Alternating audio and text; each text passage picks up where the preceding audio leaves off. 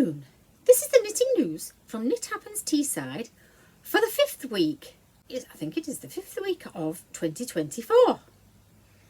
Last night at knitting, Andy was working with her very fine lace weight Shetland yarn, and she has knitted kind of in the round in linen stitch on the tiniest needles. She's knitted about this much. She's not quite sure what she's going to do with it yet, whether she'll put a base in it and make it into some sort of a basket kind of bag, or it actually looks like it could be a garment. I have taken a picture, but I don't know that my picture's very good. Faye was working on the universal granny stitch blanket, you know, with the 3 trebles. I mean, it's universal, isn't it? As everybody does them everywhere. So hers is black cotton with alternate rows of very bright colours. Jill was still working on her lace, and well, we had a bit of a distraction because we were all looking through a lot of books, looking for future inspiration. Helen has started a new blanket that's a shell stitch, but in the square. So in the round but square. That's beautiful. I'm going to have a look at that for maybe baby blankets. It's very nice. So while we were at knitting, we decided that we would all have names, knitting names. So I'm the wool sniffer, Andy's the wool snob, Fee is granny clanger, Jill is the wool felter, and Helen is I couldn't remember Helen's. Oh, the yarn house keeper, because she likes lighthouses, so it's a play on lighthouse and yarn house. So there are our knitting handles. Last night I did remember my knitting, and I'm going to show you what I've got in my mobile office drawer. So my ugly cat shawl is really all I've been knitting on this week. And I'm in the middle of a row again. I ordered another skein of the dark colour. And I tell you a really good tip of mine, something I found very useful. Take a photograph of your work or your planned project, and when you've got the right size hook or needle, especially hooks if they're colour coded, or there is a thing where if you're on a 3mm, you can put 3 knots in the end of your yarn. But if you take a photograph, also I wouldn't have known, once I took my skein, opened my skein and wound it into a cake. I do put the bands inside the cake, but sometimes they get lost. Well, if you take a photograph in the beginning, and I mean I had 3 or 4 different skeins from different companies, but I had a photograph so I could track down exactly what this was, because I thought I'd only need 1 skein, but I needed 2. So I've tracked it down, and part way through that section it changes to a new skein, and I don't think you can tell.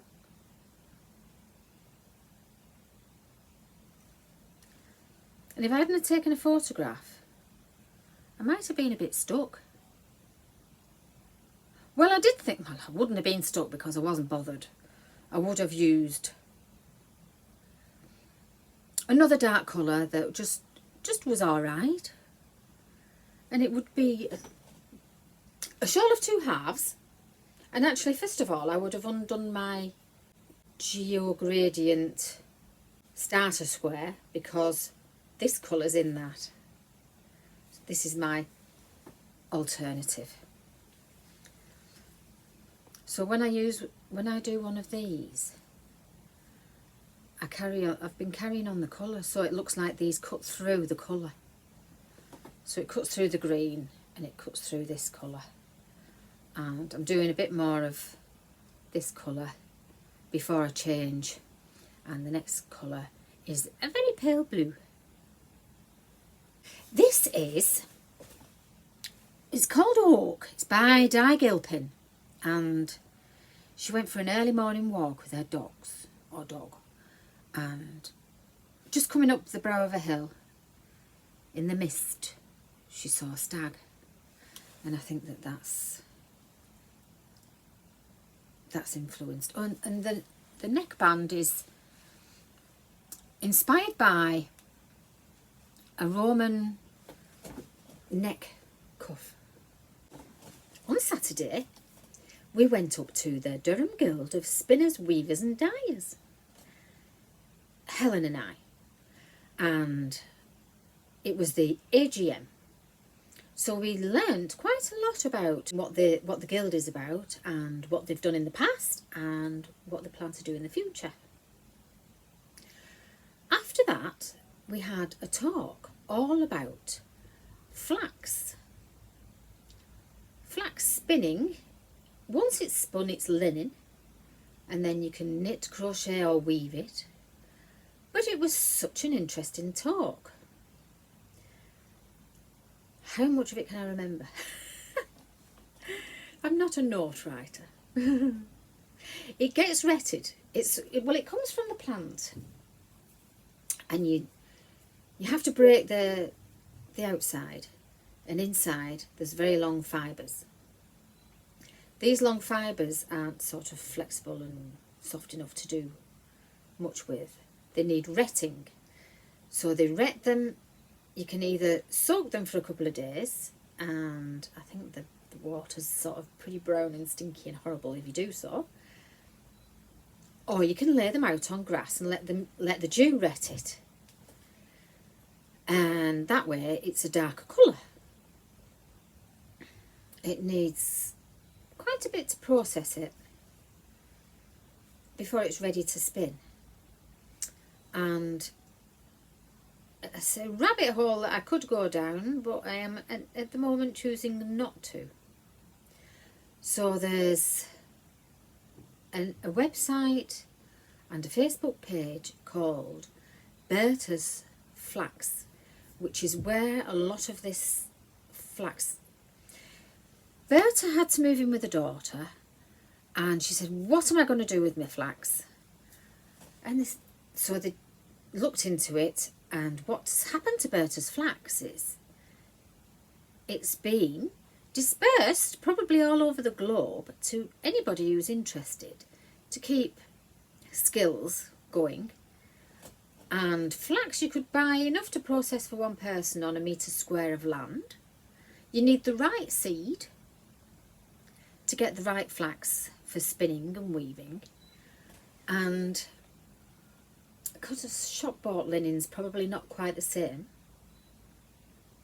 It's sustainable, and it doesn't use any oils, chemicals. You can thresh it. I think they call it threshing, where you've got the spikes. You need to do that to make it more soft. And the most amazing thing about the whole talk was it's actually such long fibres it's easier to spin. The lady was, you have a long stick, and you see it in old paintings and illustrations of spinners. Or on old spinning wheels, a long stick. And it's webbed round so that it draws off very easily. Her spinning wheel had 2 flyers, and she was spinning with 2 hands at the same time onto two flyers. It's absolutely brilliant.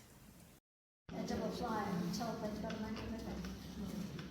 But it was relatively lucrative, especially if you could spin it super fine. I was told that if I did it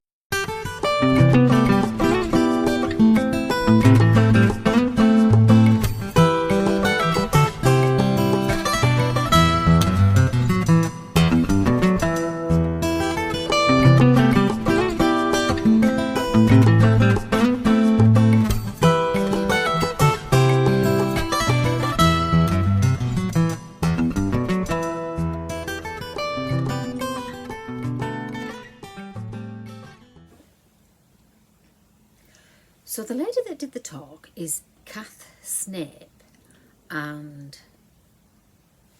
the lady who has set up the whole organisation of distributing and learning about the flax spinning is Christiane Sufferlane, something like that. Anyway, the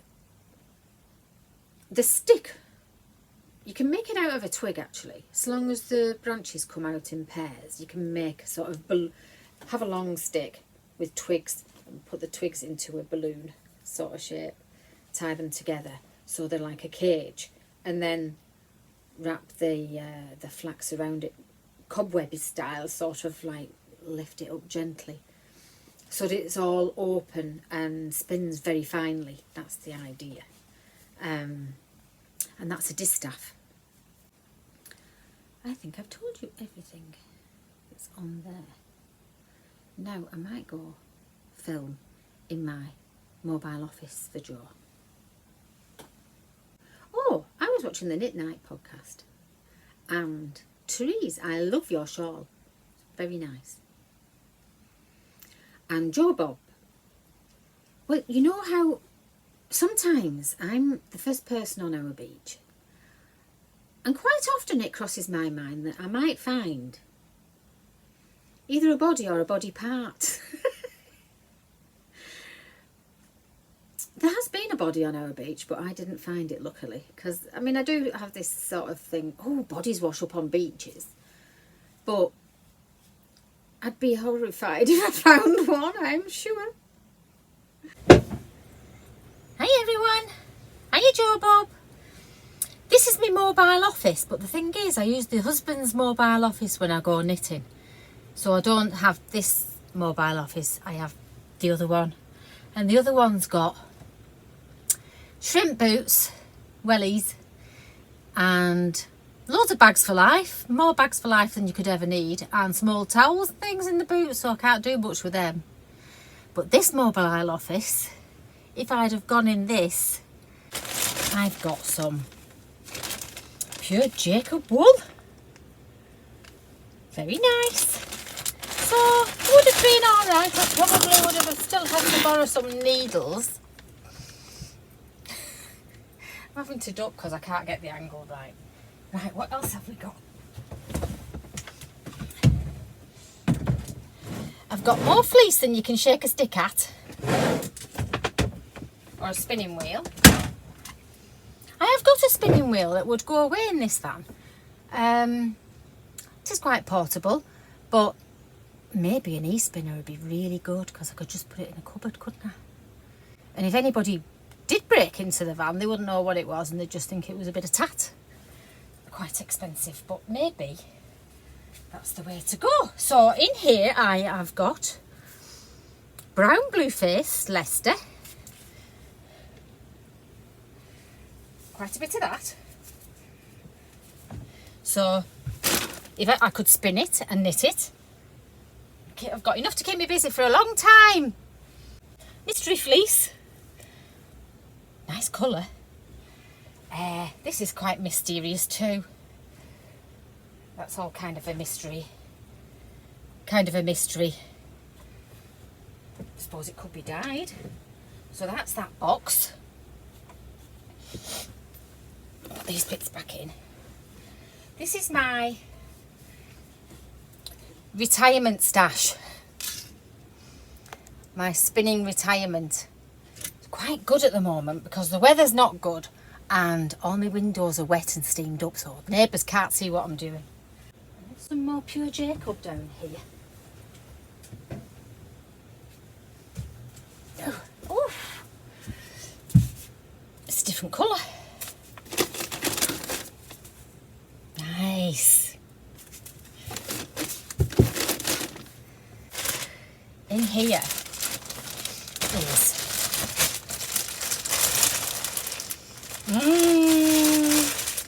delicious smelling. My husband's just gone in, he didn't see me. I don't need these on. I don't think. It's a fleece. A whole fleece. Now, it's very lanolin-y and it smells divine. We have some people local who wash them and make rugs with them, woven rugs, and they make sort of a kind sheepskin rug without the skin. They sort of like felt the back and make a sheepskin shape. Didn't tell me his secrets, but I know you can get a peg loom and make sort of a woven rug. But he said if it's very yellow, it's got a lot of lanolin on it and it needs a lot of washing. But if I was desperate to knit, I could just get a duck spindle or something. Spin away. So that's what's in my mobile office. And if you ever need anything this colour sewing, I've got this colour with me. I've even got this. So if I do any dangerous... Oh, my head must be big. If I do any dangerous knitting or spinning, I'll be all right with this. Also, when I do go on holiday, I do take at least 3 projects. Maybe because I might get bored of one, or I might be in the mood for another, or I might get stuck. So I do indulge when I do go away, when it's downtime.